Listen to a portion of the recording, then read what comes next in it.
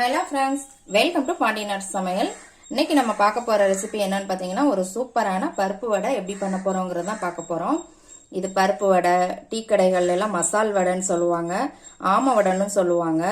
இந்த வடையை நாம இன்னைக்கு வெளியில கிறிஸ்பியாவும் உள்ள சாஃப்டாவும் எப்படி பண்ண போறோங்கிறத தான் பார்க்க போறோம். பாருங்க எவ்வளவு சூப்பரா இருக்குன்னு. இந்த வீடியோக்குள்ள போறதுக்கு முன்னாடி சப்ஸ்கிரைப் பண்ணாதவங்க சப்ஸ்கிரைப் பண்ணிருங்க.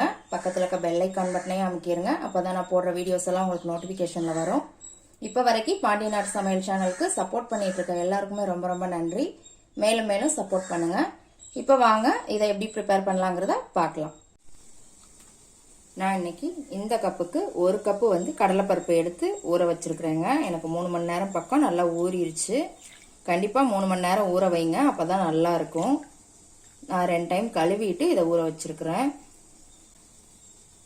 இப்போ இதை நாம வடிகட்டி எடுத்துக்கலாம். தண்ணி இல்லாம நல்லா வடிகட்டிடலாம். பாருங்க, தண்ணி இல்லாம நல்லா வடிகட்டி எடுத்துக்கிட்டாச்சு. இப்போ ஒரு கைப்பிடி அளவு பருப்பு நம்ம தனியா எடுத்து வச்சுக்கலாம். இந்த அளவுக்கு தனியா எடுத்து வச்சுக்கோங்க. இப்போ ஒரு மிக்ஸி ஜார் எடுத்துக்கோங்க.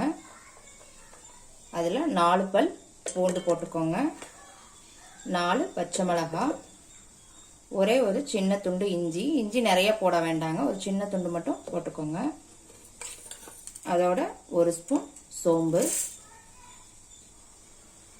இப்போ இதை நைஸா அடிச்சுக்கலாம். பாருங்க, இப்போ நம்ம இந்த பச்சை மிளகாய் இதெல்லாம் அரைச்சாச்சு. ரொம்ப நைஸா அரைக்கணும்னு இல்லைங்க, இந்த மாதிரி கொஞ்சம் குறை குறைன்னு அரைச்சிக்கலாம். பருப்பு போட்டு அரைக்கும் போது நமக்கு அரை விழுகாது. அதனால நம்ம முன்னாடியே இதை போட்டு லேசா ஒரு சுத்திக்கிறது தான். இப்போ இதோட நம்ம இந்த கடலைப்பருப்பை போட்டுடலாம். தண்ணி சுத்தமாக இருக்கக்கூடாதுங்க, தண்ணி இல்லாமல் போட்டுக்கோங்க. இப்போ பருப்பை இதில் போட்டாச்சுங்க. இதோட கொஞ்சம் உப்பு போட்டுக்கலாம். இதை கொஞ்சம் குறை குறைன்னு அரைச்சிக்கலாம், ரொம்ப நைஸாக அரைச்சிடாதீங்க. பாருங்க, இந்த அளவுக்கு அரைச்சிக்கோங்க. லேசாக 1-2 பருப்பாக இருந்தால் கூட பரவாயில்லைங்க, நைஸாக மட்டும் அரைக்க வேண்டாம். தண்ணியும் விடாமல் அரைங்க. இப்போ ஒரு பவுலில் போட்டு வச்சிட்டேங்க. இப்போ நம்ம கொஞ்சமாக எடுத்து வச்சோம் இல்லைங்களா, அந்த பருப்பையும் இதில் சேர்த்துடலாம்.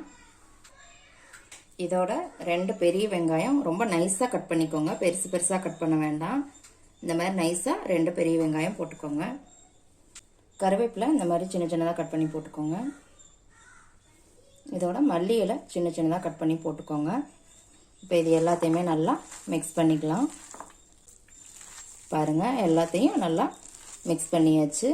இந்த மாதிரி உருண்டை பிடிக்கிற அளவுக்கு வரணுங்க. அதுக்காக தான் நம்ம தண்ணியே இல்லாமல் பருப்பை நல்லா வடிகட்டிட்டு அதுக்கப்புறம் மிக்சியில் அரைக்கணும். உங்களுக்கு சப்போஸ் தண்ணியாக போயிருச்சு அப்படின்னா நீங்கள் டென்ஷனே ஆக வேண்டாம். கொஞ்சமாக ஒரு 2 ஸ்பூன் மட்டும் கடலை மாவை இதில் போட்டு அப்படியே மிக்ஸ் பண்ணி விட்டு பிசைஞ்சுக்கோங்க. இப்போ அவ்வளோதாங்க, மாவு ரெடி ஆயிருச்சு. இப்போ நம்ம எண்ணெயில் போட்டு பொரிச்சு எடுத்துடலாம். இப்போ ஒரு கடாயில் எண்ணெய் ஊற்றி வச்சுருக்குறேங்க. மீடியம் ஃப்ளேமில் வச்சு ஹீட் பண்ணிக்கோங்க. எண்ணெய் நல்லா சூடாகட்டும். எண்ணெய் சூடாயிடுச்சுங்க. இப்போ நம்ம வடை தட்டி போட்டுற வேண்டியதுதான். இந்த மாதிரி உள்ளங்கையில் அப்படி தட்டிக்கோங்க. தட்டையாக அந்த மாதிரி தட்டிக்கோங்க, உருண்டையாக போட வேண்டாம், அப்போ உள்ளே வேகாமல் போயிடும். இந்த அளவுக்கு தட்டிக்கோங்க. இந்த அளவு தடிமன் இருந்தால் போதும். இப்போ இதை எண்ணெயில் போட்டுடலாம். மீடியம் ஃப்ளேம் மட்டும் வச்சுக்கோங்க. அவ்வளோதாங்க, இந்த மாதிரி தட்டி போட்டுற வேண்டியதுதான். ஈஸியான ஒரு வடை தாங்க இது. டக்குன்னு செஞ்சிடலாம். ஊற வைக்கிறதுக்கு மட்டும்தான் டைம் ஆகுங்க, மற்றபடி சீக்கிரம் செஞ்சிடலாம். அவ்வளோதான். லேசாக பெரட்டி விட்டுக்கோங்க.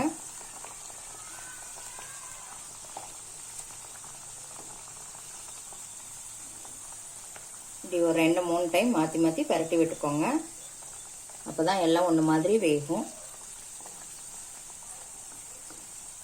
வாசமே சூப்பராக இருக்குதுங்க. இந்த மசால் வடை அவ்வளோ டேஸ்ட்டாக இருக்கும்.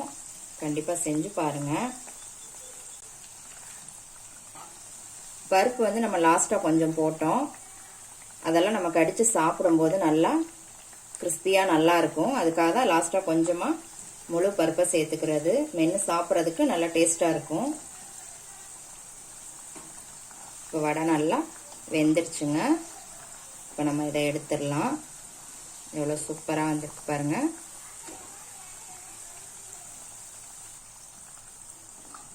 இந்த ஒரு சூப்பரான வடையை கண்டிப்பாக வீட்டில் செஞ்சு பாருங்க. செஞ்சு பார்த்துட்டு எப்படி இருக்குன்னு கமெண்ட்ல போடுங்க. லைக் பண்ணுங்க, ஷேர் பண்ணுங்க, சப்ஸ்கிரைப் பண்ணுங்க. கூடவே பெல் ஐக்கான் பட்டனையும் அமுக்குங்க. மறுபடியும் வேற ஒரு ரெசிபியோட சந்திக்கலாம் ஃப்ரெண்ட்ஸ். அன்போடு சமைத்து ஆனந்தமாய் உண்டு இன்பமாய் வாழுங்கள். வாழ்க வளமுடன்.